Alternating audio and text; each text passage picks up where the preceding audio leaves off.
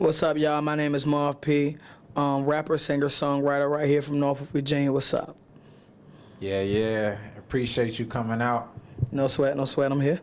Yeah, so today we got a special episode. We got two special guests, actually. We got Marv P, and we also got Peace. He's going to be help facilitating the interview. Yeah, we got Marv P here. Y'all know he one of the hottest artists in the town right now. But real quick, I want to ask you, like, how would you define artist and rapper? Like, is there a difference? I feel it is. I do feel. I feel that rappers can be artists, but artists can't be rappers. Explain. And I feel that way because, like, commercially as well, some people are very. It's easy to market them. Okay. But rapping is more of the craft for the culture, you know what I'm saying? Like, a rapper has to take pride in his craft, in this pen, to be a good rapper. You know, like, you could be a good artist if someone else is writing for you, you got the image, you're marketable. That makes a good artist, I guess, on a financial standpoint. But a rapper, you need that. You need to know the culture. You need to take pride in the craft. You can take that and make a great artist, because someone that may be talented with their pen also may be marketable. Like a poet. Yeah, like a poet. Straight poetry. Yeah. You know what I'm saying? Yeah, I get that. Most lyricists are poets, so yeah. So why do you feel? Do you feel like I don't know? I just seen something on Instagram or whatever where I see, people talking about that freestyle thing. Like, oh, it's not a real freestyle if you wrote it. You know what I'm saying? I know people might be thinking about the freestyle of writing. You know what I'm saying? But they don't want to pay homage to the pen more so as to coming off the top of the head. And when I say you have, it's a talent to be able to just come right off the top of your head, like, that is a different type of talent than a person who's really talented with their pen. It's not the same. It needs to be respected as such, because you have your Jay-Z's of the world who can make hit records and not write anything down. You know what I'm saying? Yeah. And then you have your people like your Neos of the world who can write like crazy and make hit records. So for multiple different artists. When it comes to a rapper knowing how to do both, I think it's just something that's more so expected. I don't think most rappers can't do both. If a lot of people that I run into that's like really good freestylers, their pen kind of lacks when it comes to like making a song, structuring, and all that type of thing. But like when it just play a beat and let them go, they gonna run forever. Yeah. But you're not gonna have no hook, no bridge. It's based on it's based on the vocabulary. Yeah, that as well. So. What about battle rapping? That's heavy in the pen. Another art. Something sometimes people do. It's like, I think it's the same way within battle culture. Is that some people use their pen, and I think some people don't. Some people just do their research and was like, okay, these are the things I want to talk about. I'm gonna get at you about these things, but like a bulletin type. Yeah, almost as such. So you got your shirts coming out. What's up with that? What's going on with that? Yeah, we're just building merch. So, that helps finance a lot of the music and things like that. So the shirts is definitely coming soon. The Marv P signature tees. If you haven't seen them yet, go over to my Instagram. I just plugged. But yeah, go over to the Instagram. It's marv.p and check the shirts out. Let me know if you want one. And what about projects you got coming up? I know Live in the Garden was big for me, from you. You know what I'm saying? That's like one of the platforms that put me on to you. But what's some other projects that you got coming up? We got a I'm going back Live in the Garden in a couple weeks. I started that. We was actually trying to get more people to do like this freestyle segment over at Radio Ready. It started a couple years ago, but I just like challenging myself. Like, I really just like writing and practicing. I practice a lot, so I just be like, I take it back to where like you just put on somebody's beat. I'm gonna just see what I could come up with, or however that goes. See if I could do their beat better than they did it. You know what I'm saying? So to me, it's just like it's practice. It's sparring in a sense. Who's some of the artists that joined you on Live in the Garden? None yet. Project? None yet? Just you? Just me. No R&B? I think one other person did it with Jay Bray over there at Radio Ready. I think one other artist did it, but literally it's just been me doing them. Nah, we would like more people that are lyricists and people to do it. Like, that'd be dope if more people started doing Live in the Garden, because it'd become a bigger platform. Is that just rap?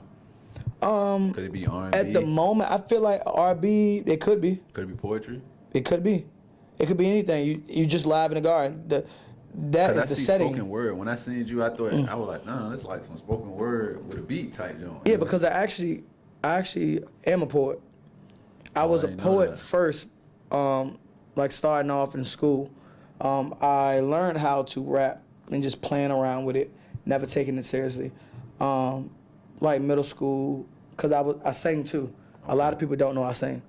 Okay, unless you went to high school with me, because I was in chorus since like 4th grade. What high school you went to, bro? Northview High. Okay. So by the time in middle school, I'm just rapping, rapping with everybody else in the neighborhood. Like, who the hottest rapper in the neighborhood? We all writing our raps and just competing with each other. You know what I'm saying? Like, but then like high school, I took a creative writing class. It was, like that part of English where you learn poetry, and was studying like Tupac and all that type of stuff. Yeah. So that's definitely where my love for poetry came. Then I was like, yo, like I could do that.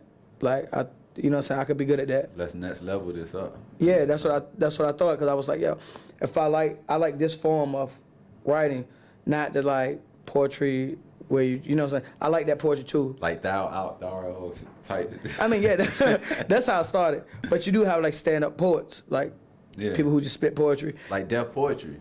Exactly. Okay, yeah. But I was fortunate enough to actually help coach one of the Virginia team, Hampton Roads Youth Poets, a couple years ago, with the internationally known poet Jasmine Mans, and I was fortunate enough to do that. So that definitely grew my love for poetry. But I just use mine to a beat. I think I'm better off with a beat than without it. So acapella versus a beat, you'd rather go with the beat?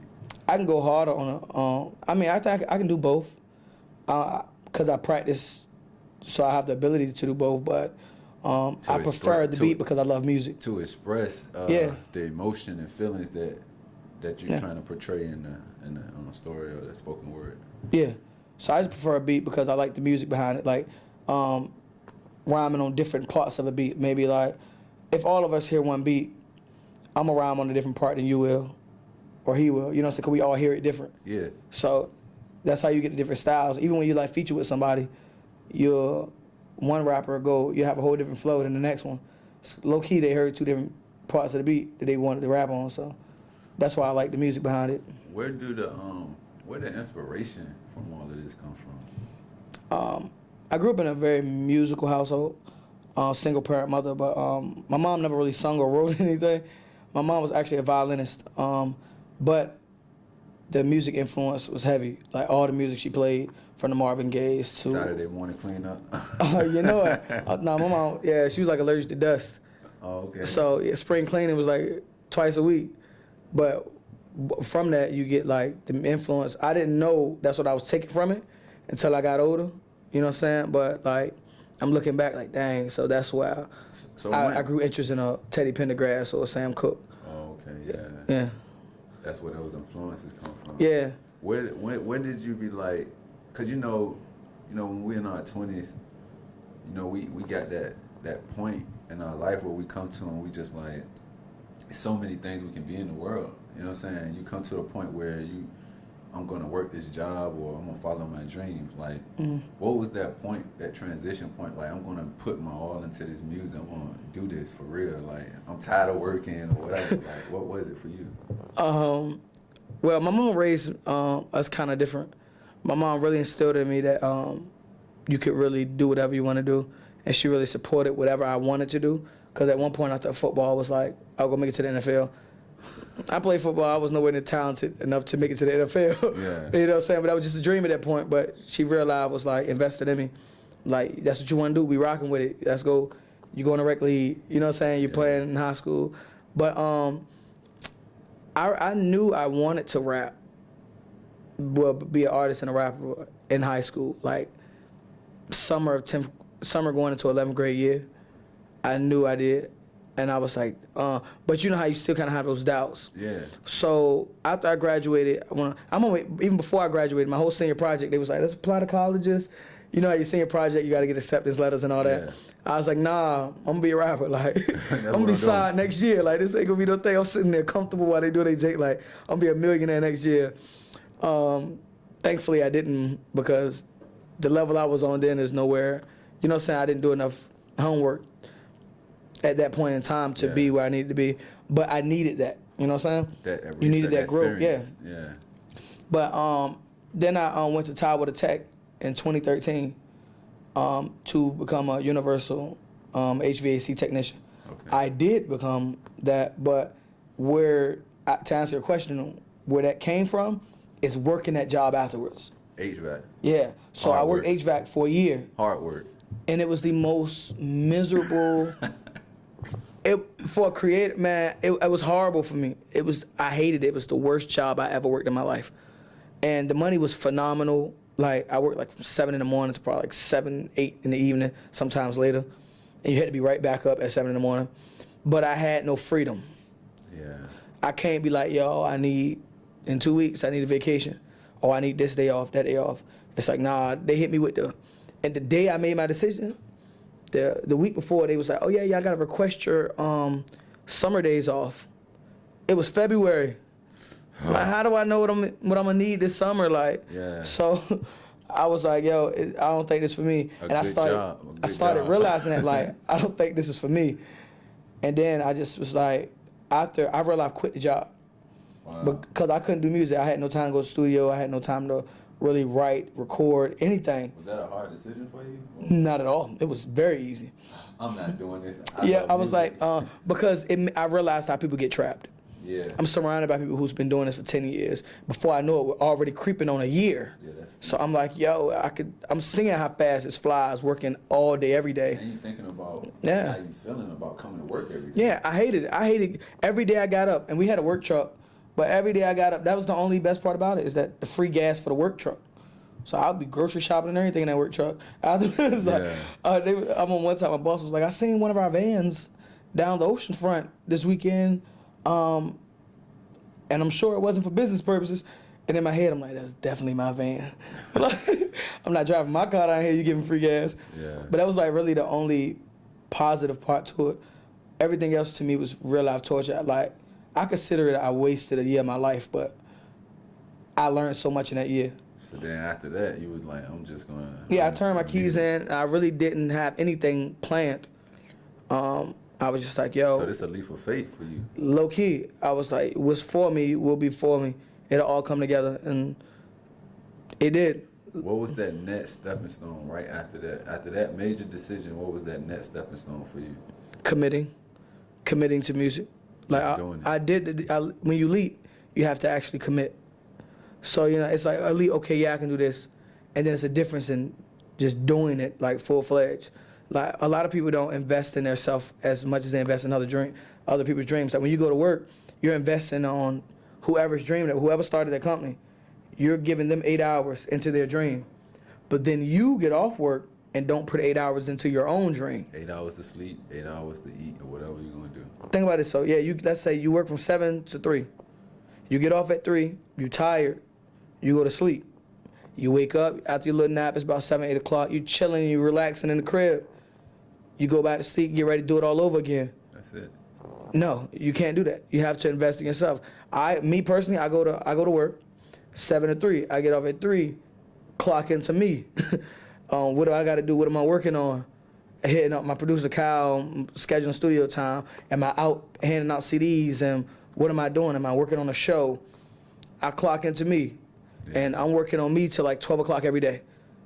So I try to put more time into me than I put into them. Yeah. You know, then I'll settle with my 4 hours of sleep.